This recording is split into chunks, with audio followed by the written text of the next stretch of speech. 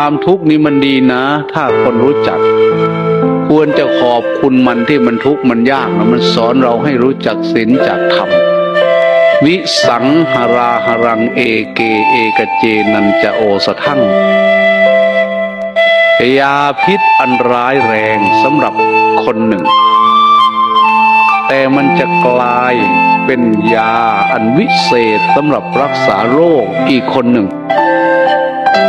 ความทุกข์นี่เหมือนยาพิษอันร้ายแรงสำหรับคนโง่แต่มันอาจจะเป็นธรรมโอสถสำหรับคนฉลาดอาศัยความทุกข์นั้นมาเป็นบทเรียนแล้วปฏิบัติธรรมก็จะได้พบสัจธรรมอันประเสริฐพระอริยเจ้าพระอรหันต์เมื่อท่านจะตาย